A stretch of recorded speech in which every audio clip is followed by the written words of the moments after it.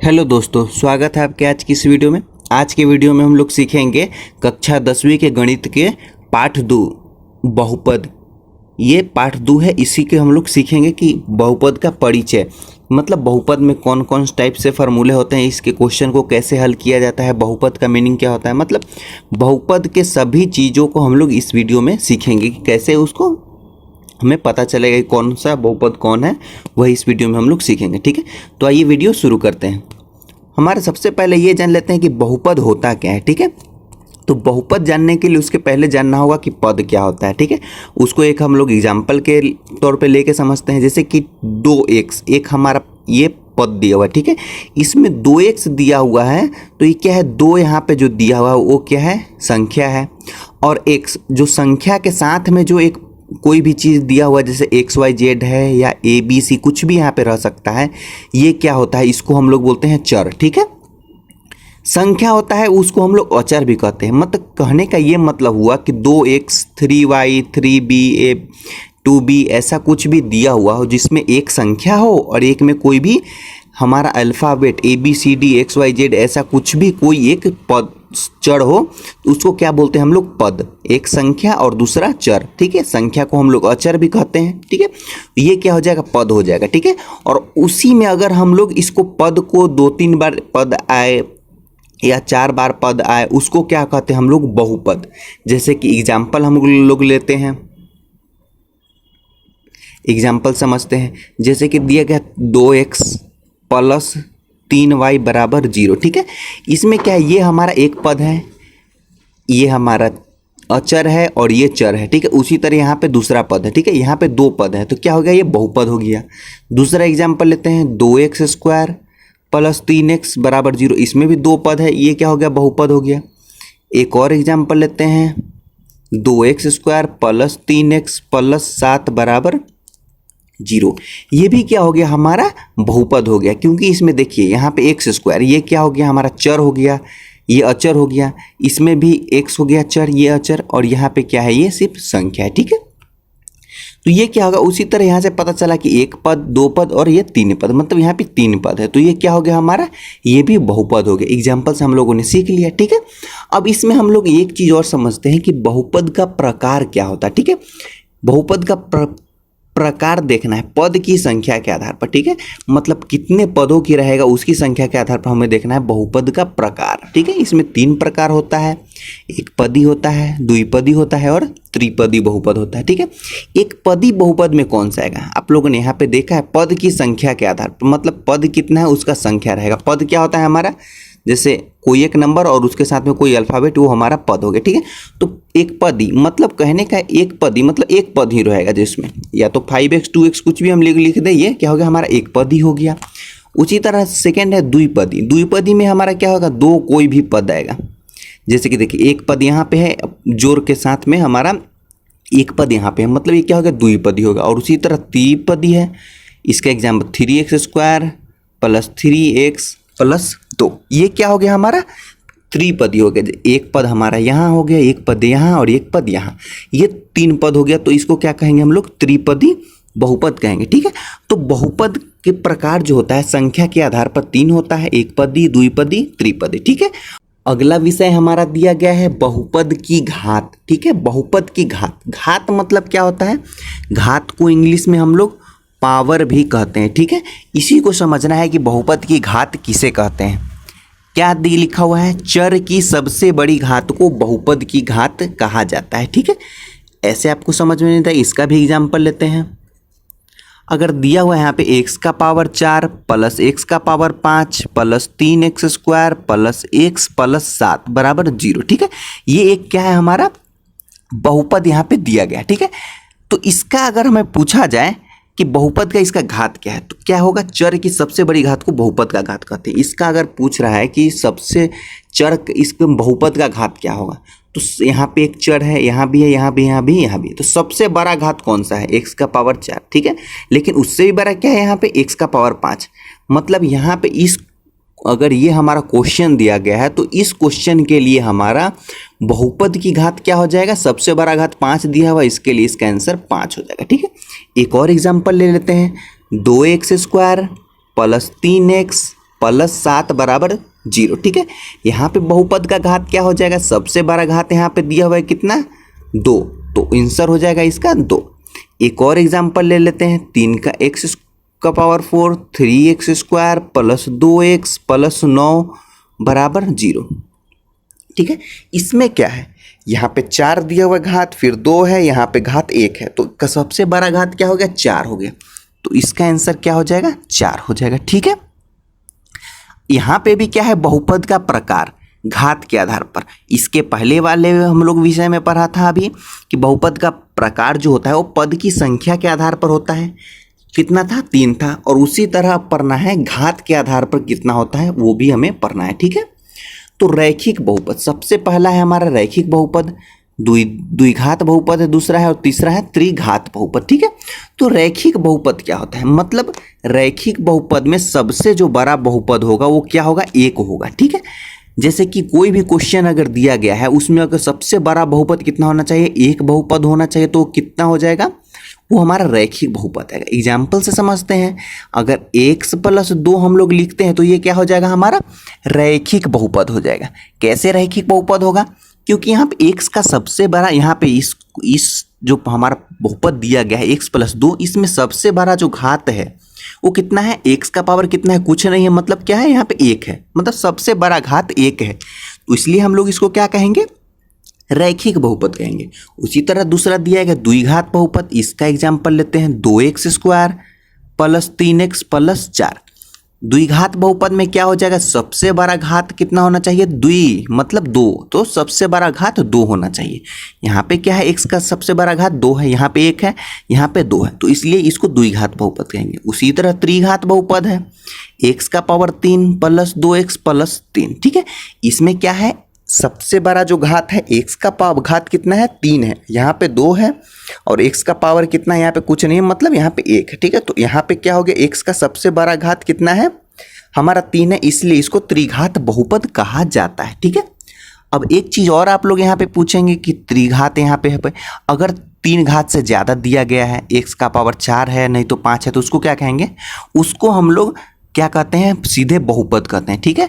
अगर त्रिघात तक दिया हुआ x का पावर 3 या फिर y का पावर 3 या फिर कुछ भी जिसका घात सबसे ज़्यादा 3 हो तो उसको त्रिघात बहुपद, और उससे बड़ा कोई बहुपद दिया गया है जिसका कोई पावर ज़्यादा है तो उसको हम लोग सीधे बहुपद कहते हैं, ठीक है। उसके बाद हम लोग क्या समझेंगे, बहुपद के शून्यक, ठीक है। शून्यक कहने का मतलब क्या होता है, 0, कोई भी बहुपद है उसका 0 के बारे में यहाँ पे पढ़ना है हमें, ठीक है। उसके क्या कहा गया है, चर का वह मान जो बहुपद को शून्य कर दे, उसी मान को बहुपद का शून्यक कहा जाता है, ठीक है। एक बार और समझ लीजिए, क्या दिया गया है, चर का वह मान जो बहुपद को शून्य कर दे उसी मान को बहुपद का शून्यक कहा जाता है। यहाँ पे दिया गया है बहुपद की घात बराबर शून्यकों की संख्या, ठीक है। जैसे इसको हम लोग एक एग्जाम्पल समझ लेते हैं, जैसे 2x स्क्वायर दिया गया है प्लस 4 दिया गया है बराबर 0 दिया गया है, ठीक है। तो क्या कहा गया है, चर का वह मान, जैसे यहाँ पे क्या है, ये हमारा चर है x स्क्वायर, चर का वह मान जो बहुपद को शून्य कर दे उसी मान को बहुपद का शून्यक कहा जाता है। तो यहाँ पे x के जगह पे हम ऐसा कौन सा संख्या रखे जो ये पूरे टर्म को हमारा 0 कर दे, उसी को क्या कहते हैं, शून्यक कहते हैं, ठीक है। इससे रिलेटेड अभी आगे भी पढ़ेंगे तो वहाँ पे आपको डिटेल से समझ में आ जाएगा, ठीक है।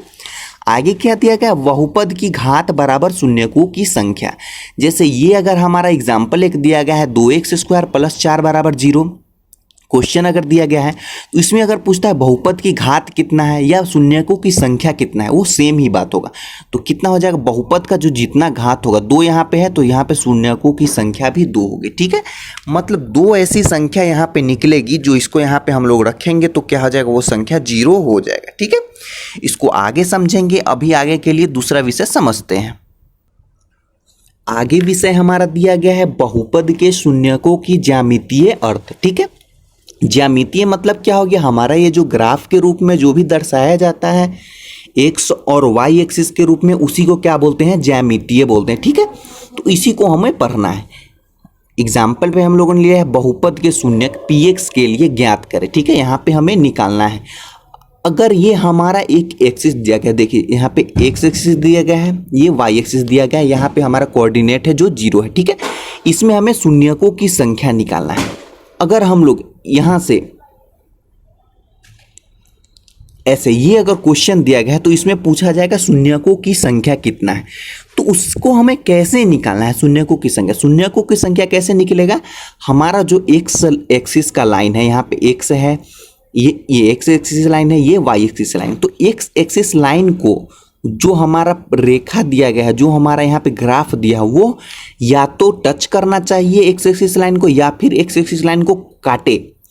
वो जितना बार काटे या जितना बार टच करे उसी संख्या को क्या कहते हैं, शून्यकों की संख्या कहते हैं। जैसे देखिए इसको अगर ये हमारा क्वेश्चन दिया गया है, इसमें शून्यकों की संख्या कितना होगा, एक्स एक्सिस लाइन को यहाँ पे क्या है एक ही बार काटा है, उसके बाद क्या है वाई को काटा है, जो कि हमें वाई से मतलब नहीं है, सिर्फ एक्स एक्सिस को देखना है। तो एक्स एक्सिस को कितना एक बार काटा है, तो इस रेखा के लिए हमारा शून्यकों की संख्या कितना हो जाएगा 1। शून्यकों की संख्या कितना हो जाएगा 1, ठीक है। अगर हम लोग एक और एग्जांपल लेते हैं, सपोज ये हमारा एग्जांपल है,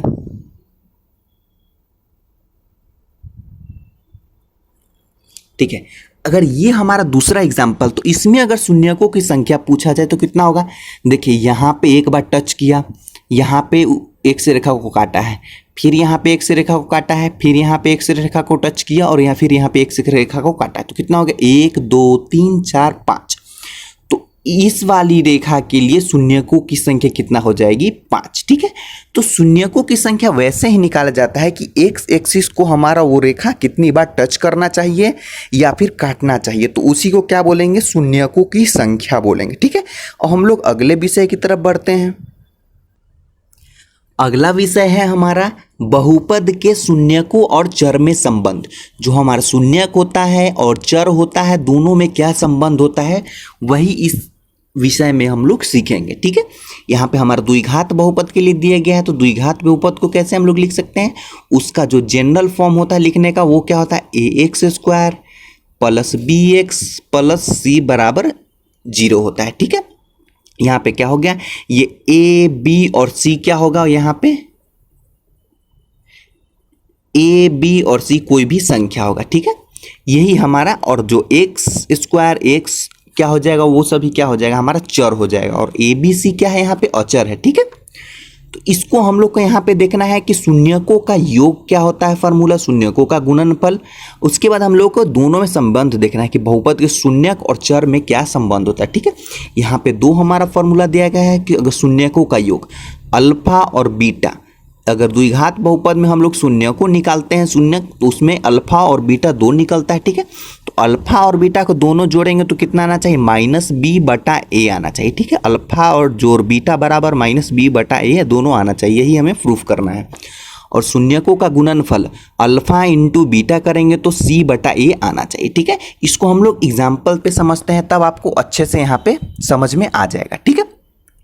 यहाँ पे हमने एग्जाम्पल लिया है x² प्लस 7x प्लस 10 बराबर 0, ठीक है। तो इसको हमें अभी फर्स्ट टर्म और लास्ट टर्म दोनों टर्म को एक साथ गुना करना है, कितना है 10 और x², कितना हो जाएगा 10x², ठीक है। अभी 10x² है, अब यहाँ पे जो संख्या है उसको हमें गुण 10, इसको हमें दो ऐसे भाग में तोड़ना है कि जोड़ या घटाव करके, यहाँ पे क्या है जोड़ का साइन दिया, मतलब जोड़ करके हमारा 7x आना चाहिए और गुना करके 10 आना चाहिए, ठीक है। तो इसको हम लोग गुणनखंड निकालेंगे, 2 से 5 बार में, फिर 5 से 1 बार में, ठीक है। तो 2 और 5 दो संख्या है, मतलब 2 और 5 संख्या है। अगर इन दोनों का हम लोग गुना करते हैं तो 10 आ जाता है और दोनों को जोड़ते हैं तो 7 आ जाता है, ठीक है। तो यही हमारा दो संख्या हो जाएगा। तो इसको लिखेंगे कैसे, पहला x² है तो इसको एज इट इज लिख देंगे x² ऐसे ही, और 7x है इसके जगह पे हमें क्या लिखना है 2 और 5, ये दोनों संख्या को जोड़ने से 7x सकता है और गुना करने से 10x² आता है, ठीक है। तो इसको हमें कैसे लिखना है 2x प्लस 5x ऐसे ही लिख देना, और लास्ट का 10 है वो ऐसे ही हमें लिख देना है बराबर 0, ठीक है। हम लोग क्या किया, यहाँ पे x² को ऐसे ही लिखा, 7x के जगह पर 2 ऐसे नंबर हम लोग ने निकाला जिसको जोड़ने पर 7x आना चाहिए और गुना करने पर वो जो लास्ट में जो संख्या है उतना और पहले का संख्या का गुना, मतलब 10 और x², गुना करने पर 10x² आना चाहिए और जोड़ने पर 7x। तो 5x और 2x इन दोनों को जोड़ने 7x आता है और 5x और 2x को गुना करने से 10² आता है, मतलब ये दोनों नंबर हमारा सही है। ठीक है, अब इसके आगे क्या करना है, जो हमारा पहला दो पद है x² प्लस 2x इन दोनों में से उभयनिष्ठ लेना है। उभयनिष्ठ मतलब क्या हुआ, कॉमन।